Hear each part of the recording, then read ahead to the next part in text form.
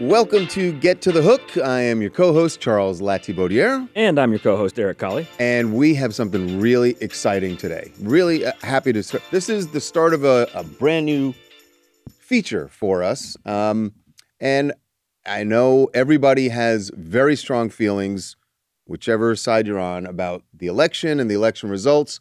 We are not going to be talking about politics. No. I only mention that because some of that coverage is what was sort of the genesis for what we think is a very cool feature. We're going to be doing an ongoing feature, but it starts with maps. Right. Right. Because we all, through this whole year, you see the electoral maps, the red states, the blue states, the swing states, who's going to flip.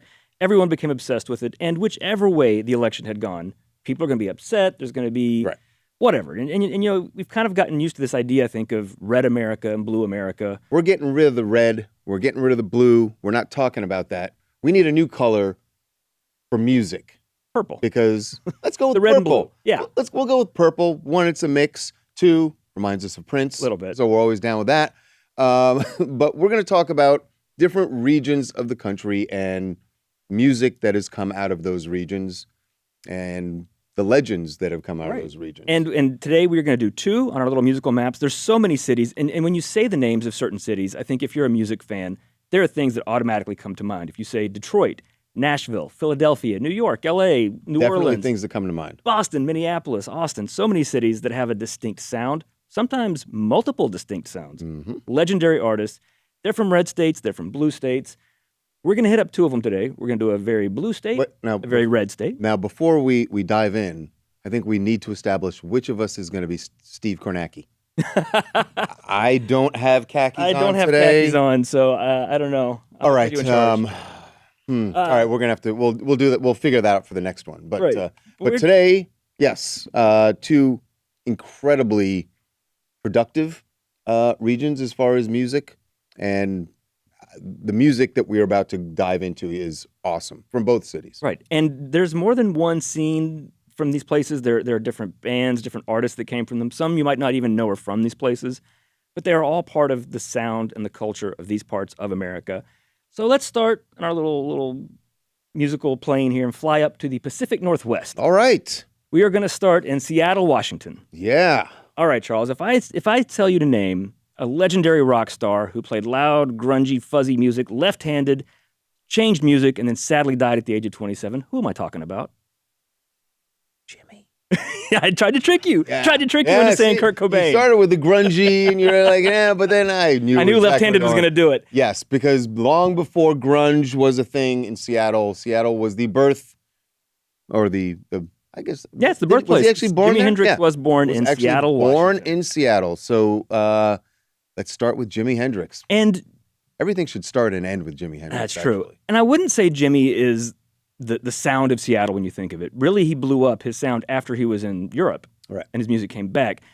But if you think about grunge, which I think 90s grunge is probably what most people associate with Seattle, the Seattle scene. But even though you've heard the song before, listen to Jimi Hendrix, this is Purple Haze, and think of it in the context of 90s grunge, and it doesn't sound that far removed.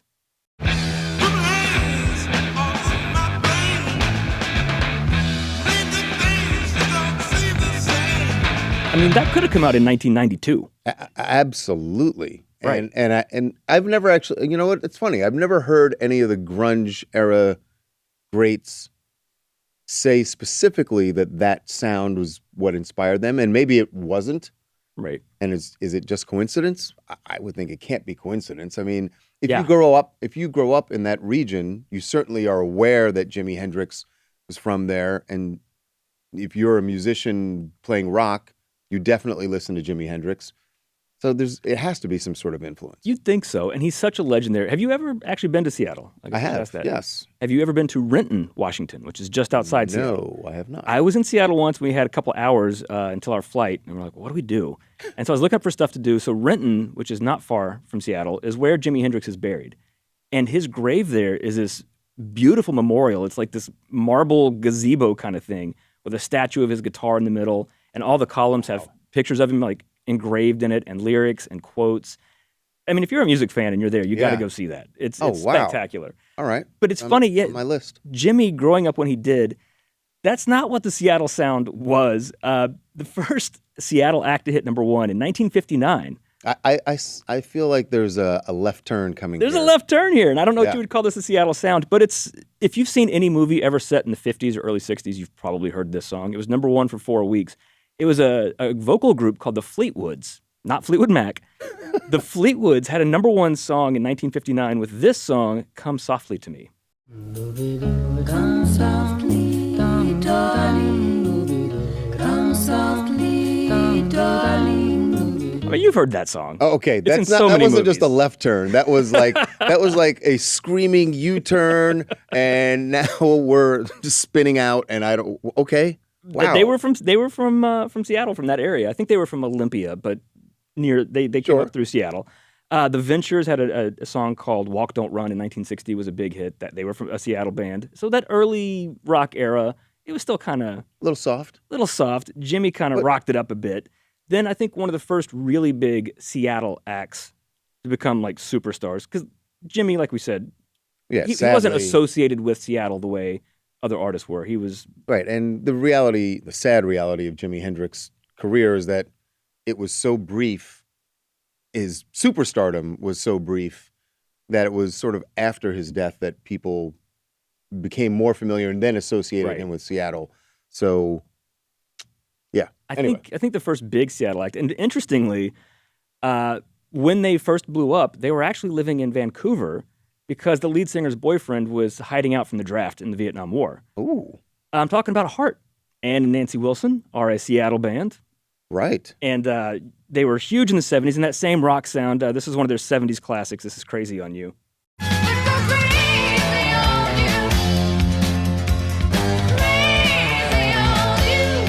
I did not know that. So Ann's Ann and Nancy are Boyfriend from was- Seattle. Most of the band's from Seattle, but Ann's boyfriend in the early 70s, when they were getting started, right. was hiding out in Canada from the draft to avoid going to Vietnam. So that's where the band was based when they first When hit. they blew up.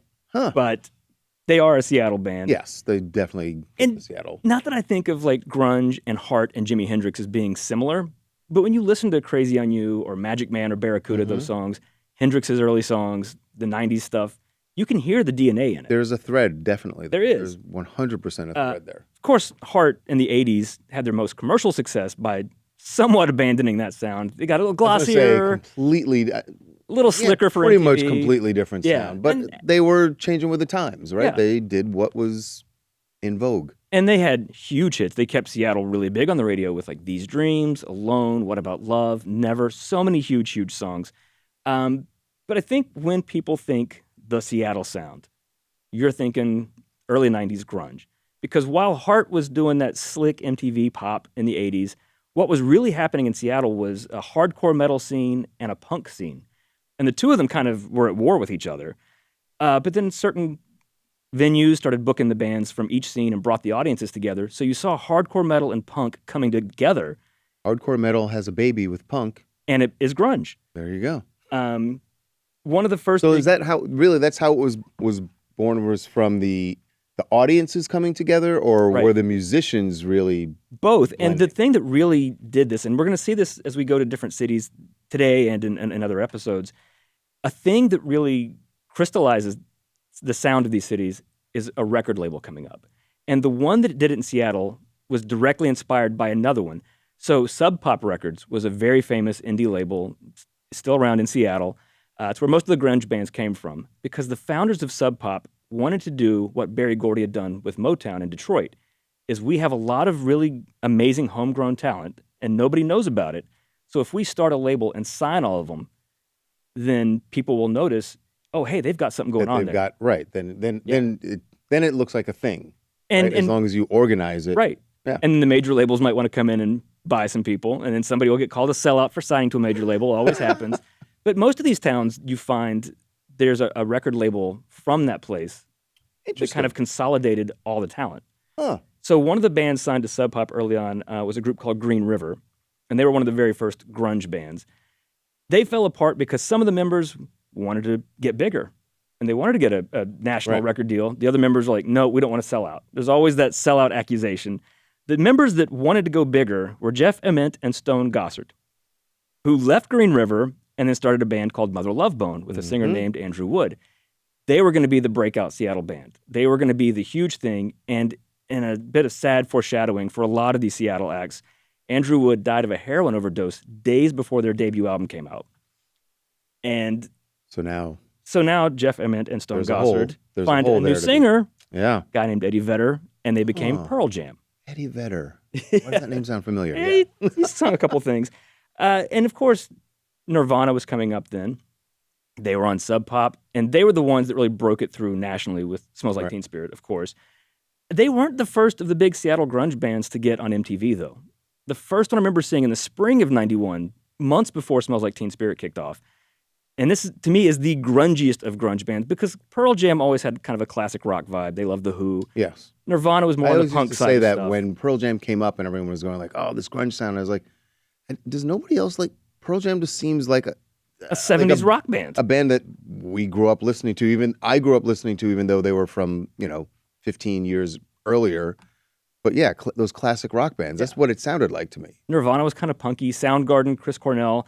I know this is blasphemy to a lot of people, and not that they sounded like that, but he had that kind of hair metal sound to his voice where he could do that soaring, wailing kind Yeah. of vocal. I mean, Chris Cornell could If he had been in a hair band, he would have been incredible.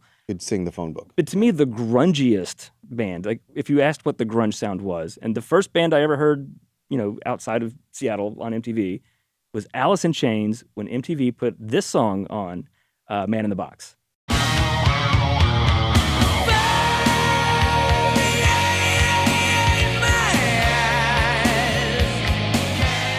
Let me just tell you this. I just need just a quick aside. Yeah.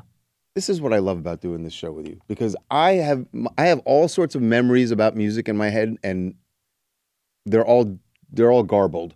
And you straighten it all out for me because you're right. Like I would not have remembered that as being the first grunge song but it really was. That was before. It was least on early MTV. 91 because at that point hair metal wasn't dead yet. And the Black Crowes were huge. Yeah. They were certainly not grunge. Grunge wasn't even a term yet. I just remember seeing the video for Man in the Box, which is a very memorable video.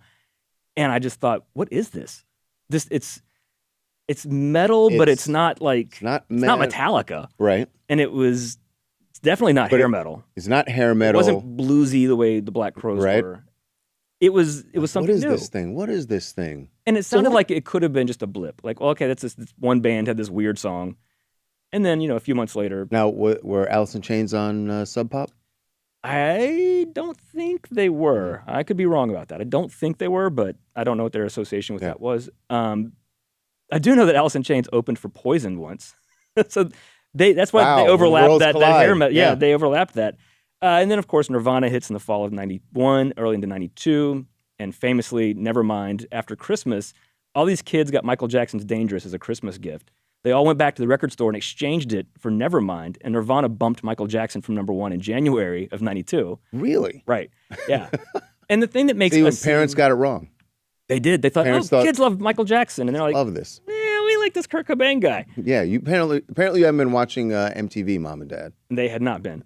But I think what helps also make a city a scene is when you have all these bands that are coming up, and then one breaks through, and then all the rest are ready to go. So as soon as Nirvana broke right through, Pearl Jam was right there because 10 had already come out, their debut album. And of course, that album actually wound up selling more copies than Nevermind. At this point, it sold more. You had Alive from that album. Jeremy That was whole huge on album MTV. And then this song that still gets played on rock radio, I think, every 25 minutes. This is Even Flow.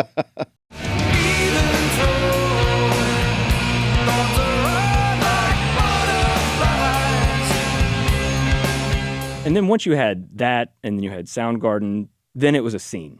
Yeah. And it was the flannel look, which of course got co-opted, and it all got kind of watered down. But the real roots of the Seattle rock scene were all right there. It was just, opportunity. And But once one comes, and the others pull the others along with them, probably right. or do some shows together. Who did actually coin the phrase, the term grunge? There's a lot of people who take credit for that. Sure, I'm of course sure. there are. It started, slightly before they all hit. And it I don't know, it didn't really mean anything before that. It's just a kind of a made-up word. It's like, jazz. What did that word mean before it was jazz? nothing. It is that music. Good It point. is only Yeah. that music. Grunge, of course, was the huge scene, and it burned itself out. And like, with Andrew Wood dying of a heroin overdose, some of it was self-implosion. Yeah. Kurt Cobain committing suicide. Pearl Jam didn't have a tragedy like that, but they stopped making videos. They fought Ticketmaster and couldn't tour and sell their tickets for a few years right at their height. Soundgarden broke up. Alice in Chains, Lane Staley succumbed to his addictions, eventually died in 2002. It couldn't last because of the nature of what it was. I do find interesting, and of course, those bands, as big as they were on MTV, on rock radio, they weren't trying to have hit songs. Like, they weren't about making pop hits. But in 1992, the peak year of the Seattle domination of America, do you know which Seattle artist actually got a #1 song on the Billboard Hot 100? A Seattle artist did. I know the answer. I know the answer. And he likes big butts. He does. This Cannot is Sir lie. Mix-a-Lot. This is Baby Got Back. I like big butts and I cannot lie. You other brothers can't deny. Now when a girl walks in with an itty bitty waist and a round thing in your face, you get sprung. I'm going to go home with a smile on my face, not because I love that song and I do, but Do love that because song. Eric didn't trick me. He didn't trip me I up. tried. And he usually does, but he didn't this time. I just love that if you look at the album chart, it's like, oh, Pearl Jam, Alice in Chains, Right. Nirvana, and then on the singles chart, Sir Mix-a-Lot was the one Seattle artist. And you could say, well, yeah, because he's a hip-hop artist, but even that, Baby Got Back was such an outlier when it got to #1. In hindsight, it just seems like, well, Yeah. obviously, it was such a huge song. But radio was still playing Amy Grant and Michael Bolton. I remember And then the times. this Yeah. rapper from Seattle, of all places, with a video where he's literally standing on a giant fake butt. God, I love that video. I will say that was a fun time for me. At the time, I was DJing like at events in Arizona. Yeah. And I always loved when some kid came up and asked, he was like, "Hey, can you play that Sir Mix-a-Lot?" And I'd always look around. Sometimes it was like a 15-year-old's birthday party or something, and I'd look around and be like, "Are the parents going to notice?" All right, let's put it on. Let's go. Then they asked mom and dad, "What's an LA face and an Oakland booty?" I don't Right. understand. What is that? Yeah. So by the 2000s, grunge had died and had turned into rap metal and Yeah. all the other things that rock music became after grunge. But there was still a music scene in Seattle, and through the 2000s, it was alternative music, but it wasn't loud, heavy, in-your-face music like grunge had been. Some of the big 2000s alternative acts from Seattle or the Seattle area, Death Cab for Cutie, the Fleet Foxes, Postal Service, Modest Mouse, all these bands that did kind of a mostly softer Right. sound, still showed there was a very vibrant music scene going on in Seattle through the 2000s. It wasn't as big a moment as grunge had been in the 90s, Right. but still kept going because there's just such a scene in Seattle. That's the thing is like when you go to Seattle, and I mean, I've been to Seattle, I think 3 times. Only once did I go and like was able to go out to clubs and watch live music, but it was always something that we knew was there. And like, that's the great thing about these cities that we're talking about is the thing they all have in common is that you can just go there and be like, you know what? I want to go see some cool live music tonight. And you'll find a band that you go like, wow, how come these guys haven't been discovered? And Then usually- a couple years later, they might be the biggest thing on earth. Right. Seattle did eventually get back to the top of the charts in 2013, and it was another Seattle rapper. Mm-hmm. It An was. oft maligned rapper. Yeah, you know what? But don't act like you didn't love this song. This is Macklemore, Ryan Lewis, Thrift Shop. I'm gonna pop some tags. Only got $20 in my pocket. I'm hunting, looking for a come up. This is fucking awesome. And to Macklemore's credit, so that little soundbite we just heard is the chorus of the song. He's not on the chorus. It was a guy named Wands who sang that, who was in his 50s, and he was a singer from Seattle. And Macklemore's like, I'm going to bring up all the local people with me. And I think it was Gotta- Ryan gotta Dalton, give the guy, props for that, the yeah. guy that sang the hook on Can't Hold Us.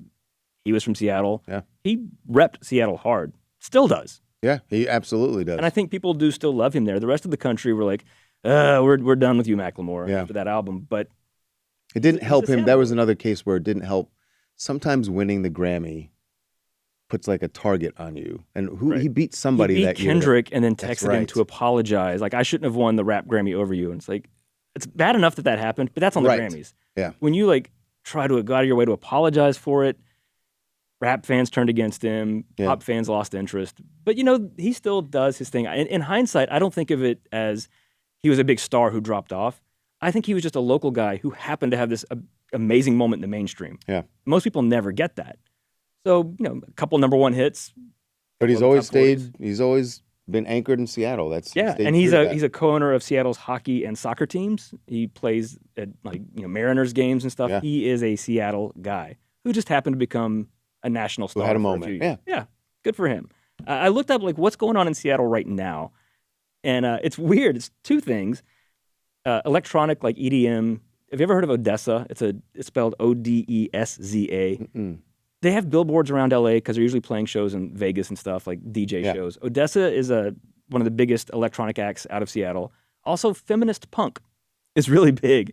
And you think, Really? well, that's probably never going to be a big thing. But who would have thought grunge was going to be Right, big exactly. in 1990? I mean, maybe feminist punk from Seattle is going to be the hot thing in the late 2020s. It just takes one band to make it, and as you said, the rest come along. The next time I'm in Seattle, I like Seattle. It's really fun, and I know I people love always Seattle. talk about, oh, the weather sucks.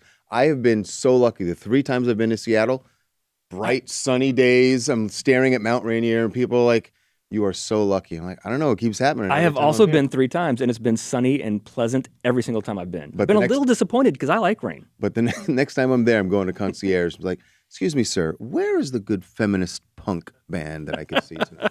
And they will probably know. Yeah, and they probably will. That's the Because even great though part. I've noticed, even though they dress the part at the Seattle hotels, they all know the scene. Of They course all they know do. the music scene. Okay, music scenes. We're going to go somewhere completely different now. All right, let's hop in our what are we flying? A magic bus G- like the G- Who? Oh, see, I'm the bougie one. I was in a G5, but Oh, not even He like a wants to go- G6? Oh, okay. I was just trying to think something music related, but the Jefferson Airplane, I don't know. Yeah. We're going to head over to a red state, mhm. one of the most significant cities for music in America ever. For so many reasons and like classic. Yeah. Known as the birthplace of rock and roll and the home of the blues. Mm-hmm. We are going to Memphis, Tennessee. Woo! Second biggest city in the state Memphis. after Nashville, which is, Tennessee. Nashville's Music City, but Memphis. Memphis. I know Memphis. I know that Nashville has that label, and I understand why they do.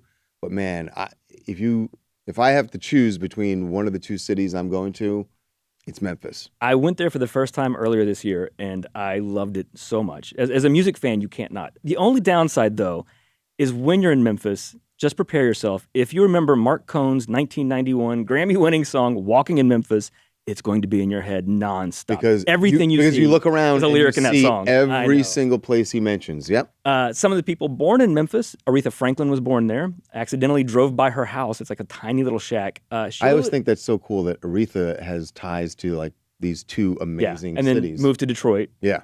Justin Timberlake is born in Memphis. Mm-hmm. I got to do a little history here. I'm going to try not to be too boring, but I think this is interesting. The main hub that kind of made Memphis what it is Beale Street, which is still there. Yep. It is so many blues clubs. It's an amazing place to see live music. Beale Street was in the late 1800s where traveling black minstrels would kind of make a permanent home.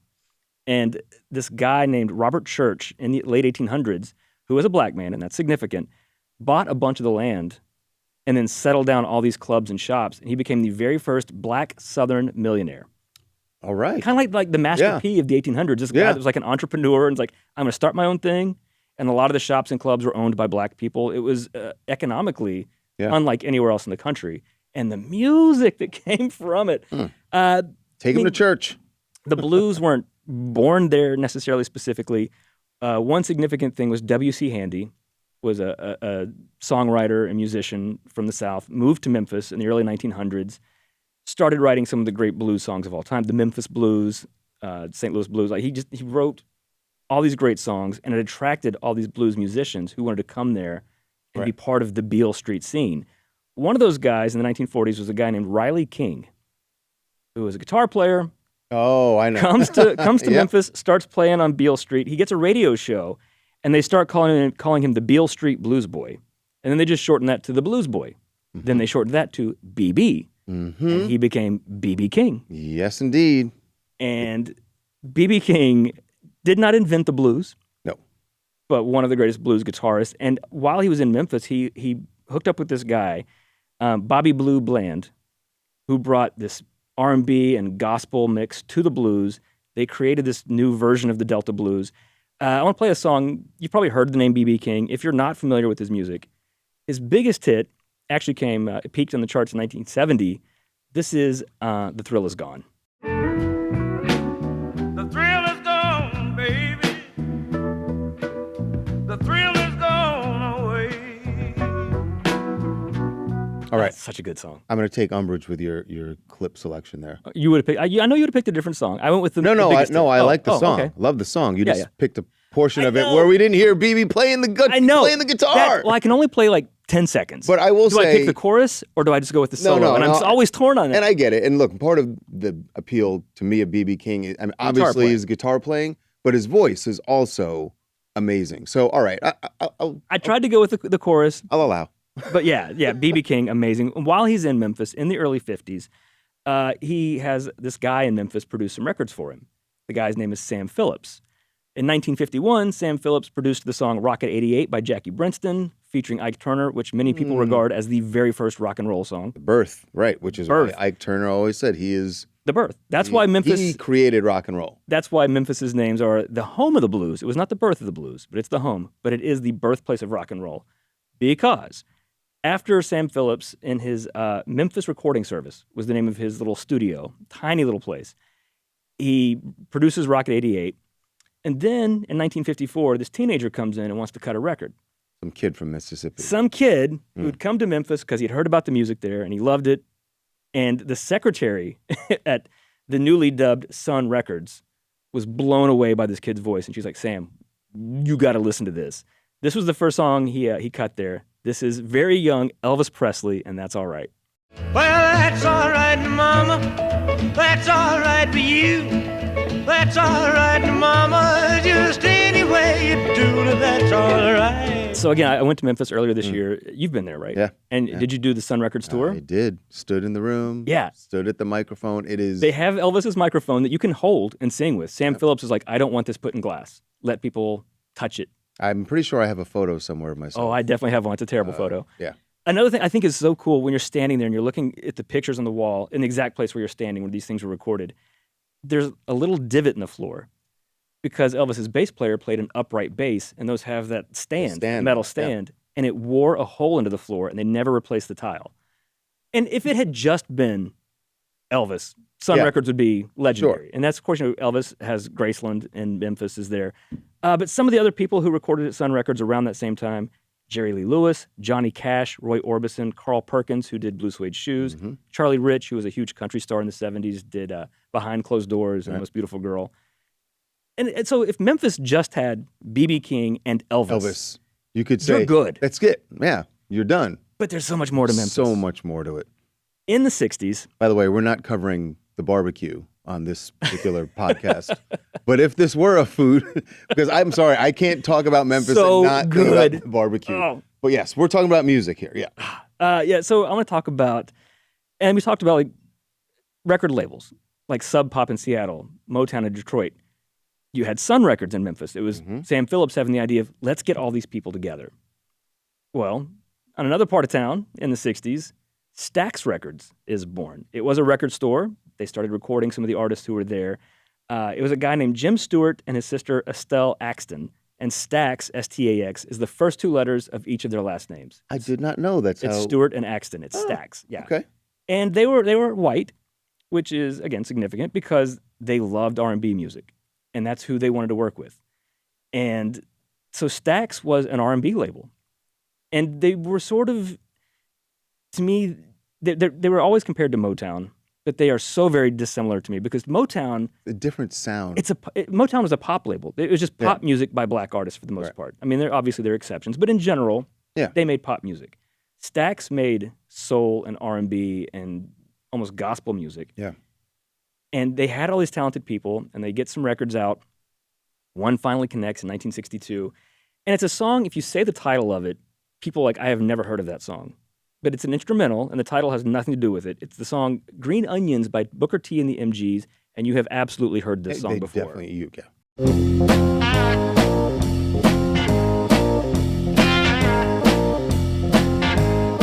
That song is so cool. It's still cool 60 plus years later. And also, to the point about being pop versus R&B, Motown always called itself Hitsville, USA. Stax called itself Soulsville, USA.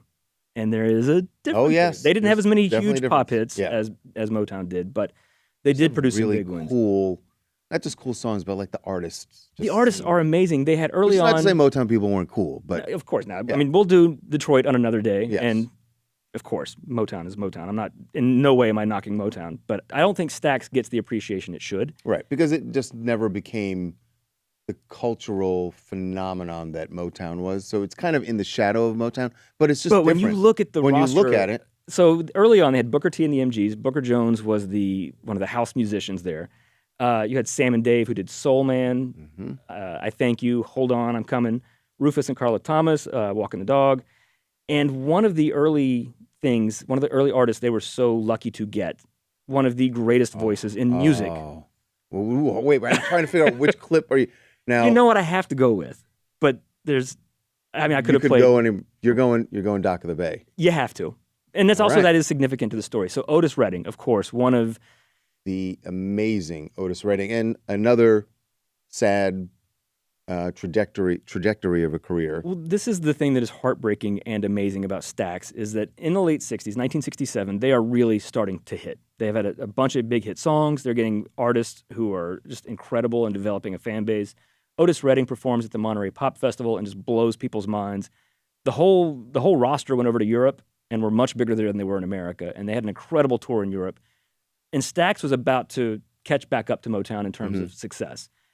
Then in 1967, Otis Redding and the Bar-Kays, one of their other bands, sadly die in a plane crash. And Otis's posthumous hit was his only number one single. And this is one of the greatest songs of all time, by one of the greatest voices of all time. This is Sitting on the Dock of the Bay.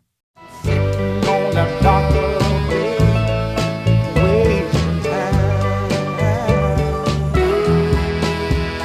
That, you know what I heard in that song there. I don't know if it's intentionally the signature of Stax Records.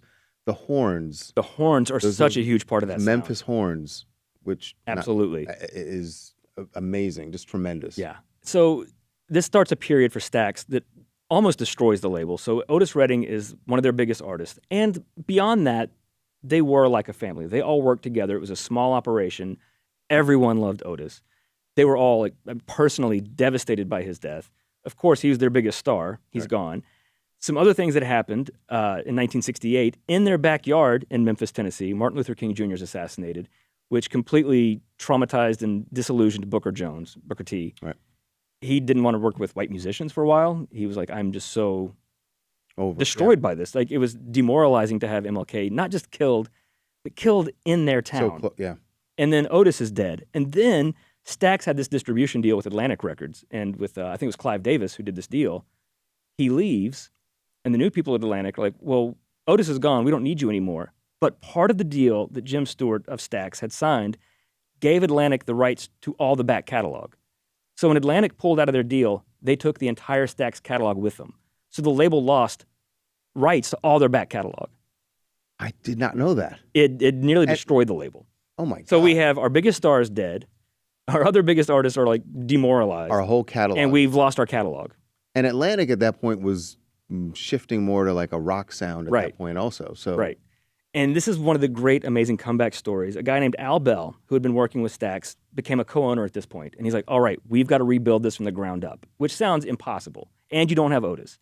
So first of all, he takes whatever unreleased tracks they had and just starts dumping them out. And he's like, we just got to record and flood the market because we have to reestablish a catalog. Right. Otherwise, people think we don't have anything. So he's going to all the artists. And he's like, just record songs, put them out. And he happens into another huge hit, Johnny Taylor's song, Who's Making Love? You know, to your old lady while you were out making love. While you're cheating, she's cheating on you. Becomes a huge hit, gold record. Kind of helps to get Stax's toes back in.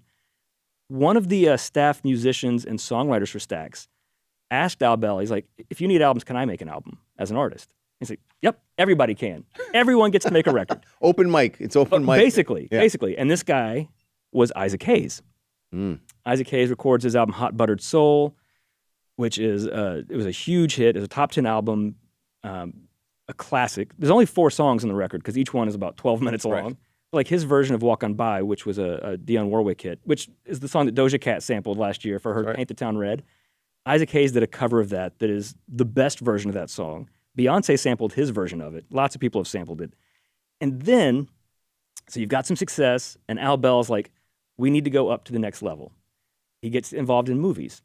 He does the Watts Stax concert in Watts in LA, and that brings a huge audience. They do a movie of it.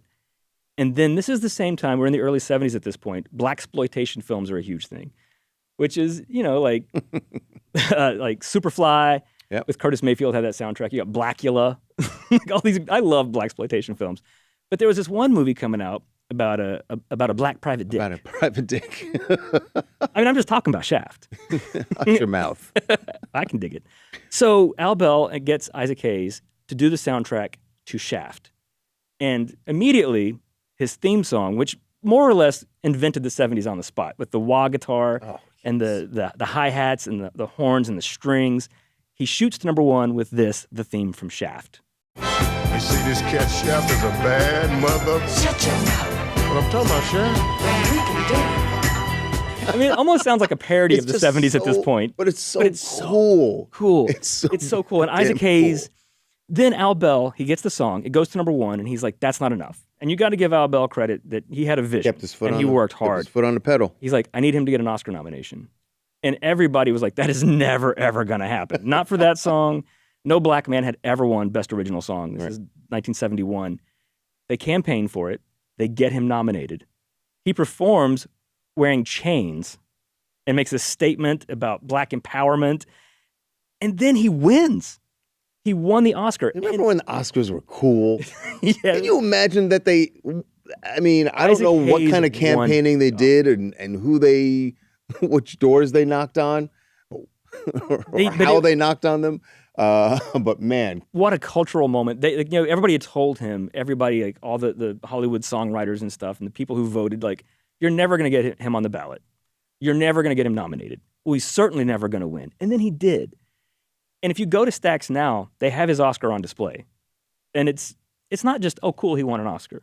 It was a cultural moment. yeah, Stax was so huge. They also around the same time have the Staple Singers.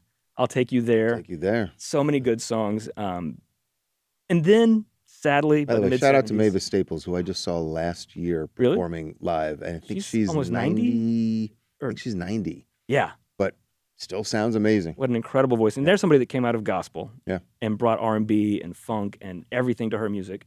So Stax has these amazing artists. They have these amazing records. They're winning awards. And then they had a deal with a bank, and the bank got federally investigated, and Stax got attached to it, even though it seems they had nothing to do with it. Right. And financial issues come in. Al Bell kind of pushed Jim Stewart and Estelle Axton out of Stax. It became a business that fell apart. Music tastes were changing. And sadly, by the late 70s, or the mid 70s, it was done. And then the building, the actual studio where it all happened, was razed. They destroyed it. Oh, But, and a little bit of happiness, they did eventually rebuild it exactly as it was. And you can go on a tour there now. It's amazing. It was one of my favorite things in Memphis. Just to be in that spot where you're like, oh yeah. all this happened here. And so that could I have did been. not get to do the Stax tour. You got to go next time. We drove by it, and I'm not blaming my mother, but somebody was more interested in the Elvis side of town, and so we went. You over can there. do But both. you could do Memphis both. is not geographically that big of a city. It's not, but There's also a really big Bass Pro Shop there. If you want to see that, it's like a pyramid. It's really interesting. I went to the Bass Pro Shop. But yeah, so you're at Stax, and it's just the history of it. I bought a couple records while I was there. I'm like, I got to buy them while I'm here. Yeah. I also had to buy some Elvis and Johnny Cash records at Sun. Yeah. I like records anyway, but you got to buy them from the place. So Stax sadly wound down in the 70s, and that could have been the end of Memphis. And again, you've got Elvis, B.B. King, Yep. Otis Redding, Isaac Hayes. You got a legacy. their lineage is set. That's it. Absolutely. Through the 70s, one of the biggest things for Memphis, big star, big power pop group that never had a bunch of hits, but it's very respected. They were from there. The lead singer, Alex Chilton, was the lead singer of the Box Tops. In the 60s, they did the song The Letter, the Right. Give Me a Ticket Oh, yeah, for an Give Me a Airplane Ticket, song. yeah. He was from there. But then in the 90s, hip hop hits Memphis. Yeah. And the Memphis hip hop sound was its own unique thing. It was called horrorcore sometimes. They would use horror movie samples, really lo-fi production. The 3-6 Mafia were the act that really put this on the map. with Project Pat and Juicy J and all the people around them. And like Isaac Hayes, what really was the moment that put it over the top, A movie. winning an Oscar. Yeah, and Because- an Oscar winning. That's right. 2005 movie, Hustle and Flow with Terrence Howard, 3 6 Mafia, who had never had any big hits, like commercially, Yeah. no crossover pop hits. They won an Oscar for this song, It's Hard Out Here for a Pimp. You know it's hard out here for a pimp when he tryna get this money for the friend. But a Cadillac and gas money spent. So another Oscar, another Memphis music scene, and 3 6 Mafia became huge from that. And to this day, I was shocked. I looked up, like I said, with Seattle, I'm like, what's going on in Memphis right now? The list of rappers current from Memphis. You had Young Dolph, who was killed a couple of years ago, and Key Glock, his cousin. Also, you got Moneybagg Yo, NLE Choppa, Yo Gotti, Pooh Shiesty, and one of the biggest female rappers on the scene right now. This is Glorilla and her song TGIF. 60,000 fans came to see me do my dance. Got 1,000,001 haters, and they y'all can kiss my ass. And if you're a fan of Otis Redding and Elvis, maybe you're not a fan of Glorilla maybe and it's not Moneybagg either. Yo, but I think it points out to the diversity and the depth of Memphis as a town where music is so important. Glorilla is somebody like Aretha Franklin, like so many others, came up in church. Yeah. She wanted to be an R&B singer. She grew up singing gospel. Now she raps. But there's just still such a vibrant music scene in Memphis. And there probably always will be because the history there is just too... How do you grow up near Beale Street and And if you do buy that, Graceland and Stax and Sun and not have that? it's just, you can't escape it. It's in your blood. And if you have any interest in music, it is going to be fostered by people in that town. So it's... I feel badly. I feel like, well, I get it. We started with Seattle because Seattle is great, but man, Memphis is Memphis. the only city that matches Memphis to me is Detroit, which we'll get to eventually. Because you love Eminem so much. Yes, exactly. That's it. It's Philadelphia? only about Eminem. That's it. Wait till we get to Philadelphia, my friend. Philly Anyway, is- so we got a lot to look forward to. every once in on a the map. while we're gonna hop back on the plane, bus, The plane, bus, whatever it is we're figure out what mode of We're transportation. gonna hop around the really is. country because, again, not a political thing, but there's America as a whole has brought a lot to the world of music. Yep. And all these cities from all these different places that you might not think of have just transformed our culture. And I'm here to celebrate Great them. music, exactly. And we're going to celebrate those places as we travel around the country. That is going to do it for us this week on Get to the Hook. And we hope you will be around for another musical map. This is going to be a fun little feature we do, but we're going to mix it in here and there. And really enjoyed the dive into Memphis and Seattle. Thank you, Eric. That was And fun. Thank you, guys. We will see you next time on Get to the Hook.